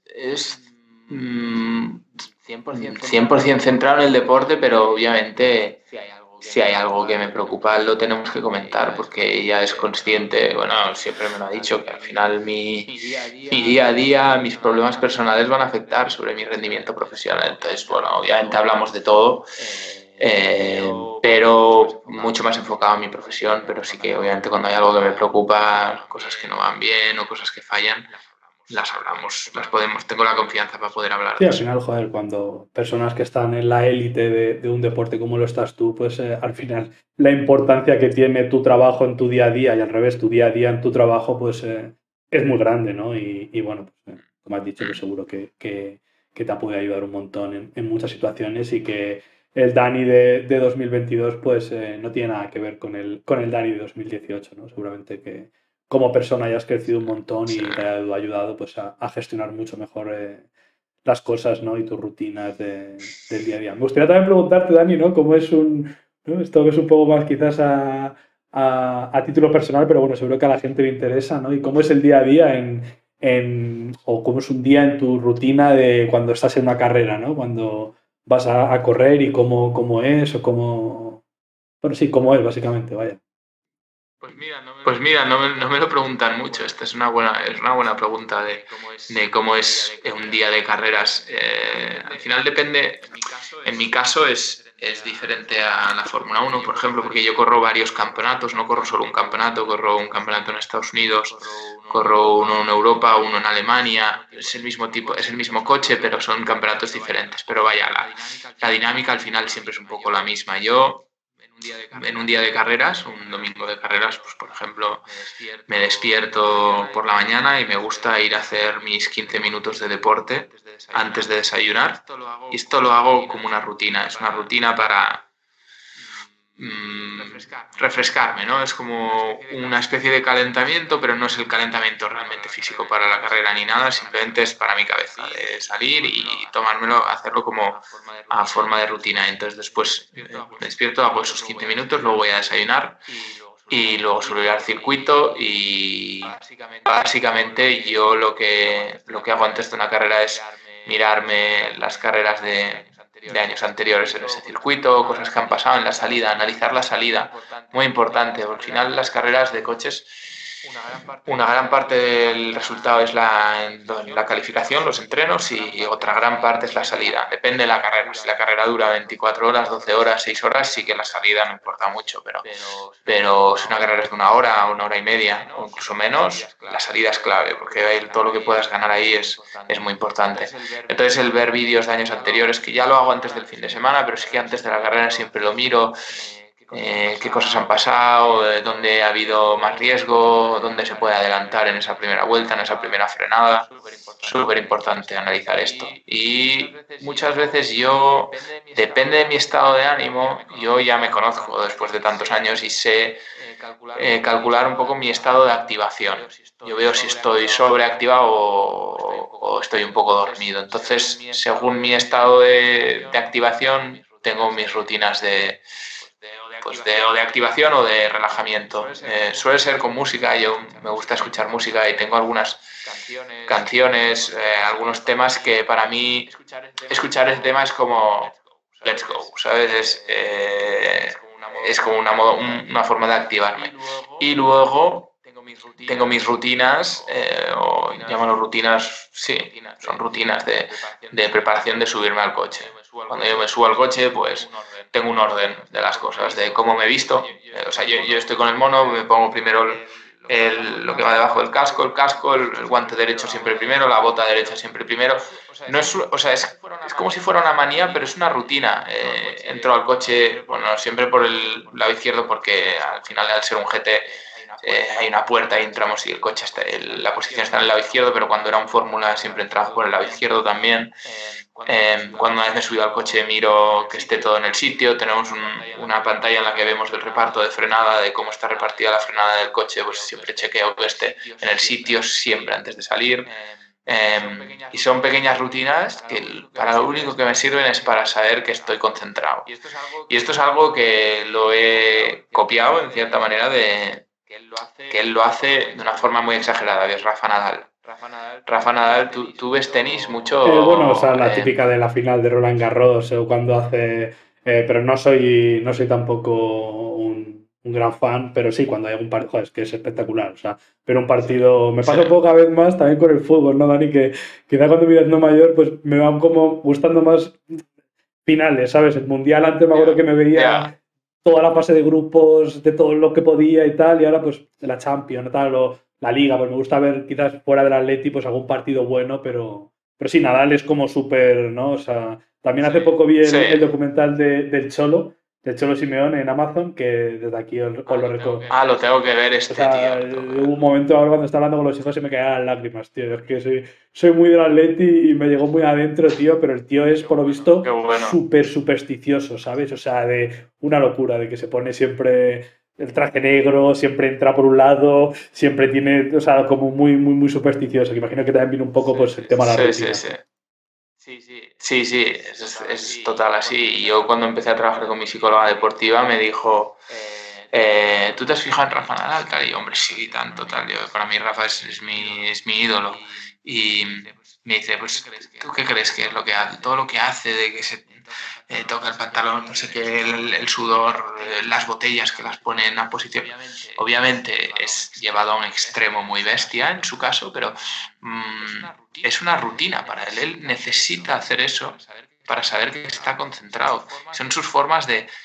O sea, él acaba el punto y para no tener que estar pensando en, ostras, la he pegado out, he fallado este punto, no puedo fallar el siguiente, ostras, el que fallaba antes, él ya tiene su camino hasta el siguiente punto, ya lo tiene todo marcado. O sea, él acaba el punto, va a buscar la toalla, se seca, tal, pide 2 bolas, 3, las mira, coge una, tal, bota, se toca el pantalón, la oreja, no sé qué, la ceja, tal, y saca. No le da tiempo a pensar en nada más. Entonces, es su rutina, él hace todo eso y ya está, eso le hace estar Imagino que concentrado. también le ayuda un poco a estar en el ahora, ¿no? En el presente, ¿no? En no que su cabeza y bueno, joder, al final Nadal, si hay un ejemplo de fuerza mental, o joder, el último que fue en Australia, ¿no? El que le remontó, que, hostia, me refiero, es 99,99% de las personas en una situación similar, y seguro que hay gente con bastante más talento que Nadal que ha llegado muchísimo menos, pues un poco por lo mismo, ¿no, Dani? Por no tener esa fuerza mental y que cuando las cosas van mal, pues sabe sacar lo mejor de uno, ¿no? Sino que es muy importante. No, total. Mira, tengo un par de preguntas más por aquí. Una que se me ha ocurrido ahora un poco sobre la marcha, ¿no? Y creo que seguro que le puede dar a la gente mucho, ¿no? Es ¿cuál ha sido tu peor momento a nivel profesional y cómo saliste de él, ¿no? ¿Qué momento dirías, joder, este momento fue muy jodido o no me lo esperaba o tal? Y cómo conseguiste salir de él, ¿no? Que muchas veces tendemos a hablar de los éxitos, ¿no? Y de cuando las cosas van bien, pero yo creo que al final de lo que más aprendemos en la vida siempre es de las cosas jodidas que nos pasan, ¿no? Y bueno, lo estamos comentando un poco, ¿no? Coger esa confianza de decir, pues me ha pasado esto, pero sigo para adelante, ¿no? Bueno, yo creo que tendría dos. Uno fue relativamente pronto, el 2009, con 18 años, cuando fui subcampeón de Europa de la Fórmula BMW, que era un campeonato de iniciación en los monoplazas, y era piloto de Red Bull, del Junior Team, y me echaron.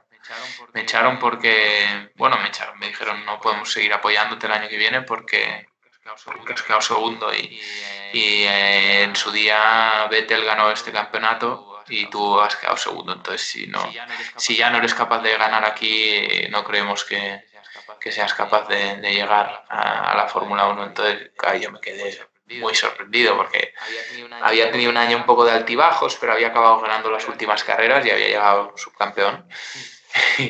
Y entonces, claro, a mí fue un golpetazo a mano abierta para mí, porque confiaba que me iban a dar una oportunidad, pero bueno, recuperé bastante rápido la ilusión, porque al final eso me vine muy abajo y pensé, ostras, pues quizá no soy tan bueno, ¿sabes? Quizá no tengo la habilidad para llegar ahí, pero luego el año siguiente corrí la Fórmula 3, el Campeonato de Europa, y en mi primera carrera hice la pole, o sea, salí primero. Y me acuerdo, es muy heavy, me acuerdo de hacer la pole y estar ahí bueno, acabas la quali y los tres primeros van ahí, se hacen una foto, los tres ahí, con los otros dos tal, y me acuerdo de decirles, tío, a los otros que eran dos pilotazos, bueno, uno era Bottas, me acuerdo de decir, I don't know what happened. Sí, O sea, porque yo ¿no? estaba que, tío, en plan, me han echado de Red Bull, no sé qué tal, estoy aquí con un equipo que sobre el papel el equipo no era la leche, pero luego acabó siendo la leche, el equipo era muy bueno. Y, joder, primera carrera y hago la pole. Y yo, I don't know what happened. En plan, es que ni yo me creía que había hecho la pole, ¿sabes? Y luego pensé, anda, tío, que vaya y dices esto, mañana estos dos en la salida van a estar detrás tuyo pensando, este que es aparte ya antes de salir, porque si ni se lo cree que está ahí.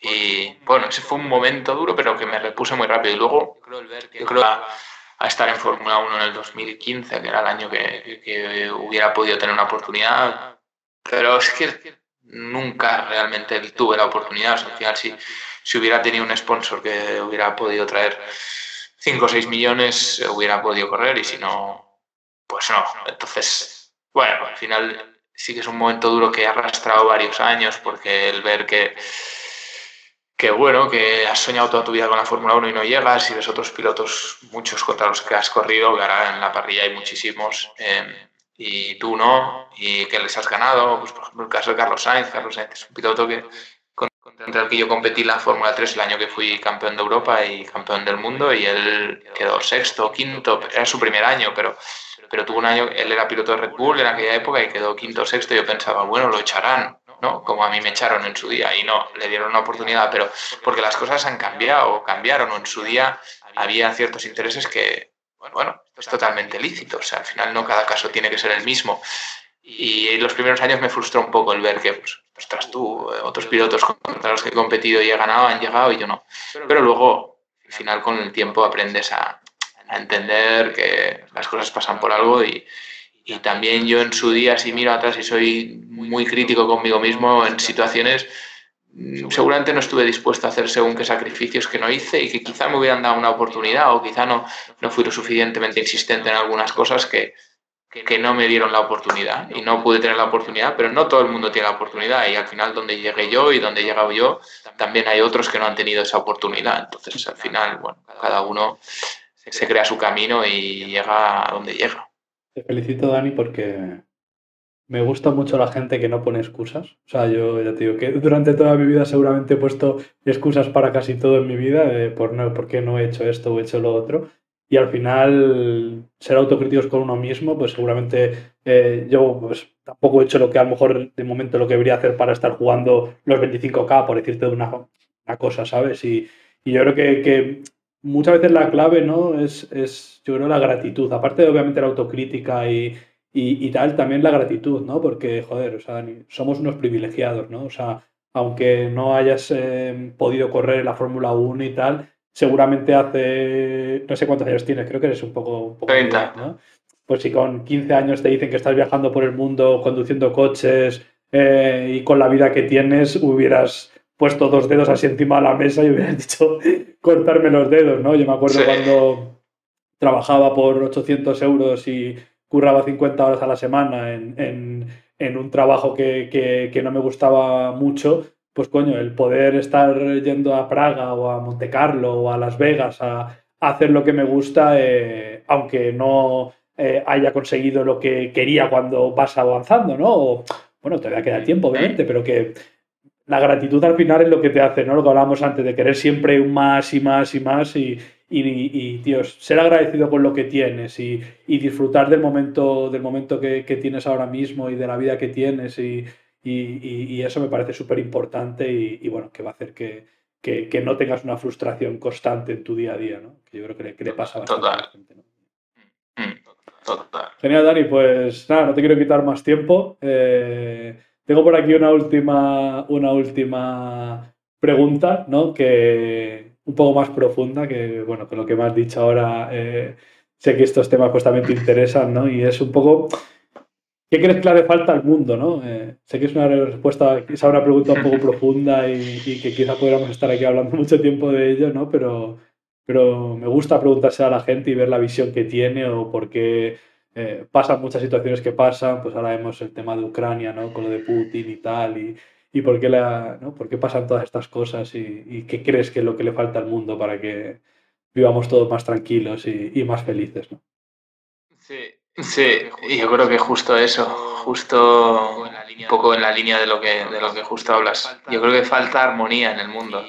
Y esto es algo que, mira, hace poco con mis amigos del colegio, los que hablaba antes de la infancia, el fin de semana este que hicimos esta timba de póker indignante, hicimos también un test de personalidad y uno que le gusta mucho todo el tema de, bueno, más profundo y demás, y nos hizo hacer un test de personalidad que creo que pagas 23 euros sobre tus fortalezas.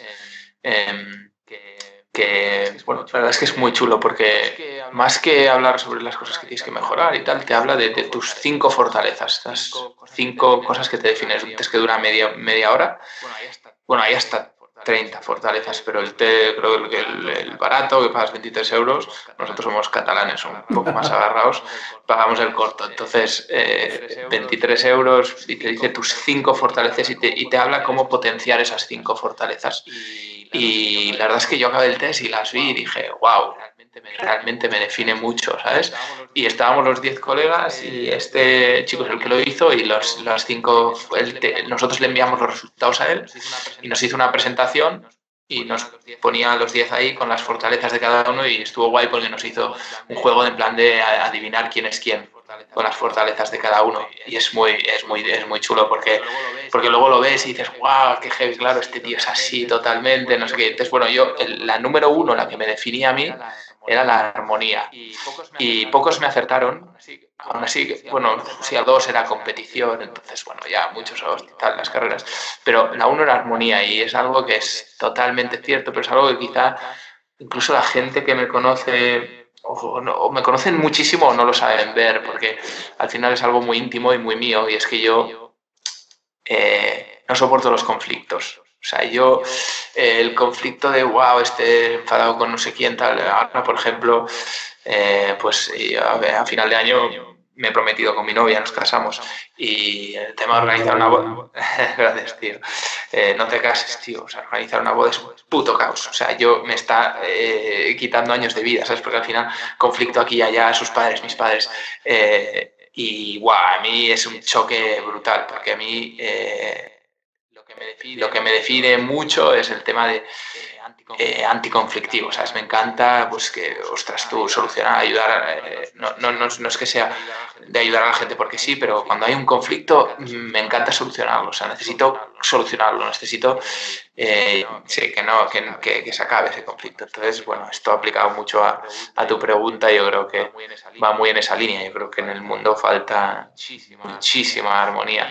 Y ya, bueno, por poner la puntilla, yo siempre, yo he sido muy apolítico toda mi vida, no me ha gustado mucho el tema de la política y sobre todo porque siempre me recomendaron también en casa de que no me metiera mucho en ellos y si era una persona pública o una persona conocida, porque al final era muy fácil que se me juzgara. Al final, pues bueno, también cuando hubo la época conflictiva más de la independencia en Cataluña y demás, yo me metí a cero en esto. Y entonces siempre he creído que un órgano político regulador muy diferente al modelo actual, porque para mí, sin saber muchísimo de política, pero casi nada, pero casi como que se está demostrando que los modelos actuales políticos no funcionan, porque hay poquísima armonía entre la gente. O sea, al final la gente está muy en contra y muchísima disparidad de opiniones, y sobre todo en España, que es algo que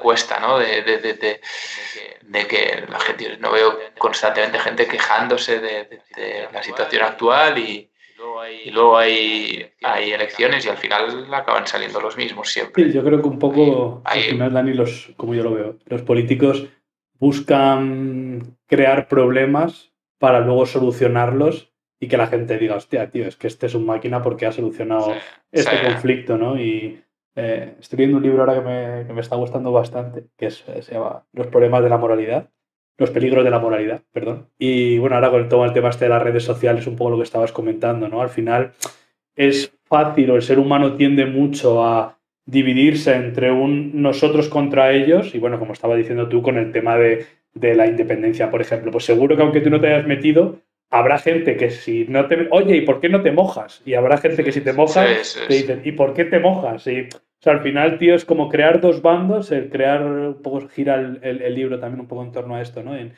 que al ser humano le gusta mucho, durante toda su historia, ha creído quedar como dos bandos, el nosotros contra ellos, nosotros somos los buenos, ellos son los malos, y vale todo. O sea, básicamente, como ellos son los malos, todo lo que yo haga, como es para enfrentarse al mal, está justificado, ¿no? Al final, joder, yo me acuerdo, también no sé dónde leí, pero decía que las peores cosas que han hecho en la historia de la humanidad han sido pensando que estaban bien hechas. O sea, Hitler, por ejemplo, pensaba que lo que estaba haciendo lo hacía convencido de que era lo mejor para su país, lo mejor para su gente. O sea, me explico, o sea, él no pensaba en su cabeza que lo que estaba haciendo era una puta locura. Él simplemente pues pensaba que era lo que había que hacer y que alguien tenía que hacerlo, ¿sabes? Entonces, pues un poco... Sí. No, yo me acuerdo, por ejemplo, una anécdota de cuando gané el Gran Premio de Macao en el 2011, que fui, bueno, sigo siendo el único español en haberlo ganado, fue el primer español en ganar esa carrera, que era como mítica, en su día significaba casi llegar a la Fórmula 1, y al día siguiente, justo el día que gané, era el día que había elecciones en España, y salió, creo que Zapatero, no me acuerdo, pero creo que justo salió Zapatero elegido y al día siguiente, notición en Marca, en portada online, Dani Juncadella, el primer español en ganar el Gran Premio de Macao. Abrías la noticia, había 28 comentarios o así, y el 80% de los comentarios era: ¿este habrá votado al PP o al PSOE? Este tiene pinta de no sé qué tal, este tal. Y yo pensaba, madre mía, tío. O sea, todo se saca de contexto, estoy ¿sabes? de acuerdo. O sea, a mí, por ejemplo, el tema de las redes sociales pues me ha ayudado bastante, ¿no? A conocer a gente que me ha ayudado bastante en mi día a día, pero también veo que tiene una parte mega negativa y sobre todo en la gente joven, en el tema de buscar aceptación, en el tema de criticar a la gente bajo un seudónimo, todo eso crea una toxicidad en el día a día, en la vida de la gente que claro, lo que decías tú, ¿no? Que hacen que haya conflictos totalmente. Tú te metes en Twitter y yo porque tengo un montón de palabras silenciadas pero si no ves, tío, como la gente De hecho, tío, algo donde escuché como que la mayoría de muertes o de asesinatos en Estados Unidos, tío, se daban por megatonterías, ¿sabes? O sea, que Pues yo qué sé, porque de repente un tío estaba en la tienda, se le colaba en la. Es un poco. Entiéndeme, ¿no? No así, pero se le colaba en la tienda, el otro le decía, oye, que te has colado, y el otro, ¿tú qué dices? Y no sé qué, vas para afuera, y le sacaba una pistola y le pegaba un tiro, tío. Y dices, joder, tío, te has arruinado la vida no. porque no has querido dejar que alguien se te cuele en el supermercado. O sea, No, es que en Estados Unidos, tío, están como una puta cabra. genial, Dani, pues joder, no te quiero quitar más tiempo, de verdad que me ha encantado esta charla, conocerte un poco más, a ver si creo que al final en verano, bueno, en mayo creo que voy a ir a Barcelona, a ver si estás por allí y nos podemos ver. ¿En mayo? Sí, voy a bajar a ver una charla de Emilio Duró ahí en Barcelona. O sea que, Joder, ¿cuándo es? Oye, pues esto me interesa. pues luego te escribo, lo hablamos, bajaré con mi novia. Si estás por allí, coño, quedamos para cenar y me llevas a un sushi guapo por allí. Y así. Oye, guay, tío, sí, dímelo, que a mí Emilio Duró, joder, Sí, puto grande, es Emilio. muy grande Hombre. y joder, así nos conocemos ya de una vez. Y nada, de verdad que muchísimas gracias, súper agradecido de haberte tenido aquí. Me ha encantado esta charla. Espero no, seguro que toda la gente la va a disfrutar un montón. Y nada, que un placer y bueno, que nos vemos pronto. Muchas gracias también a toda la gente que ha venido aquí a Twitch. Un saludo. Grande, tío, Hasta Javi. luego. Mil gracias.